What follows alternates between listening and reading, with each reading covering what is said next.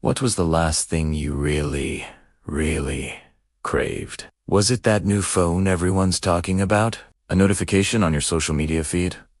Or maybe just a slice of decadent chocolate cake? That intense feeling of wanting, that magnetic pull toward something. Where does it actually come from? The answer is buried deep inside our brains, in a system that's been running the show for millions of years. Let's dive into the fascinating science of what your brain truly wants. At the heart of all your desires is a tiny, powerful molecule called dopamine. Now, you've probably heard dopamine called the pleasure chemical, but that's not the whole story. It's actually the motivation chemical. It's what drives you to get up and go after things. Think of it like the engine of your desire. When your brain anticipates a reward, whether it's food, a social connection, or hitting a new milestone, it releases a surge of dopamine. This surge doesn't just feel good. It's a powerful signal telling you, hey, pay attention. This is important for survival. It's what pushes you to seek out that reward again and again. But here's where it gets really interesting. Our brains are also equipped with something called a reward prediction error system. It sounds complicated, but the idea is simple. Your brain is constantly making predictions about how rewarding something will be. When the outcome is better than you expected, you get a huge dopamine spike. Imagine finding a $20 bill on the street when you expected nothing. That surprise creates a massive dopamine hit, teaching your brain that looking down while walking can be unexpectedly rewarding. Conversely, if you expect a delicious meal and it turns out to be bland, your dopamine levels drop. This disappointment teaches your brain to adjust its expectations for next time. It's a learning mechanism designed to make us better hunters and gatherers of good things.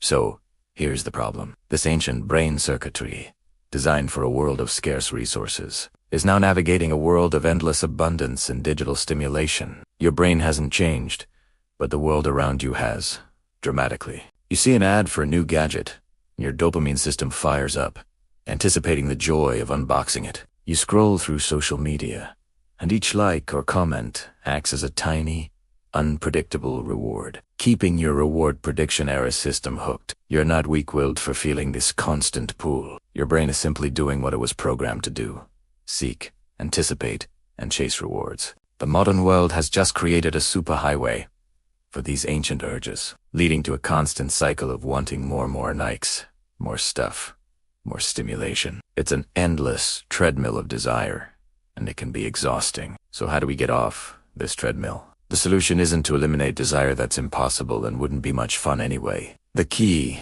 is to manage it consciously. First, start by noticing your cravings without judgment. When you feel that urge to check your phone or buy something you don't need, just pause. Acknowledge the feeling. Say to yourself, there's my dopamine system kicking in.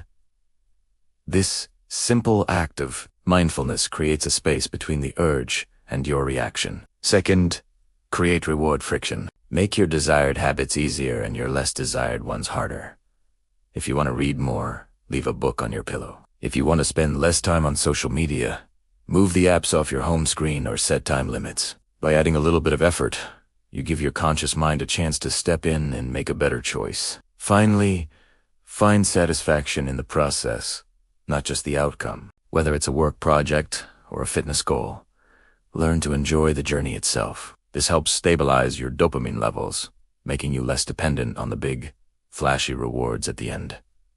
The big takeaway here is this: you are not your cravings. You have an ancient, primal brain that is wired to want, but you also have a modern, thinking mind that can choose. Understanding how your dopamine pathways and reward prediction systems work is like getting the user manual for your own brain. It empowers you to navigate the temptations of the modern world without being controlled by them. You can learn to work with your brain's ancient wiring, not against it. So, I invite you to try this out. For the rest of the day, pay attention to what you desire.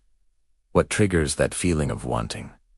What do you do about it? Share your observations in the comments below. Let us start a conversation about how we can all live more intentionally in this world of endless wanting. Thanks for watching, and if you found this helpful, be sure to like and subscribe for more insights into your amazing brain. See you next time.